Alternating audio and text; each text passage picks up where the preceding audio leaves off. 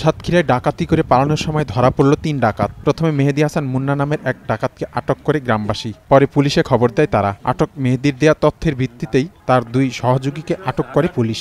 ৩,৯৩,০০০ টাকা তার কাছ থেকে উদ্ধার করা হয়। স্থানীয় সূত্রে জানা যায়, মোটরসাইকেল থামিয়ে সাতক্ষীরার ভোমরা স্থলবন্দরের ব্যবসায়ী আমির হামজা সহ ২ জনের কাছ থেকে ২৩,৩৮,০০০ টাকার ব্যাগ ও মোবাইল ফোন ছিনিয়ে নেয় ৩ ডাকাত। আমির হামজার যে ২ জন ব্যবসায়িক পার্টনার, তারা টাকা নিয়ে যাচ্ছিলেন একটা মোটরসাইকেলে করে। পেছনের মোটরসাইকেলে থাকা রফিক নামে একজন দুষ্কৃতিকারী হাতুড়ি দিয়ে পেছনে বসে থাকা যে লোকটার কাছে টাকার ব্যাগ ছিল তাকে হাতুড়ি দিয়ে আঘাত করলে সে পড়ে যায় এবং তার সাথে থাকা পেছনে মেহেদী হাসান মুন্না নামে একজন দুষ্কৃতিকারীও পড়ে যায়। তখন স্থানীয় জনসাধারণ এই মুন্নাকে তৎক্ষণাৎ গ্রেপ্তার করে। এই গ্রেপ্তার করার সাথে সাথে পুলিশ তাকে সাথে নিয়ে আসে। পুলিশ সুপার মনিরুল ইসলাম বলেন, আটক ডাকাতরা খুবই চতুর। তারা দীর্ঘদিন ধরে সন্ত্রাসী কার্যক্রম চালিয়ে আসছিল।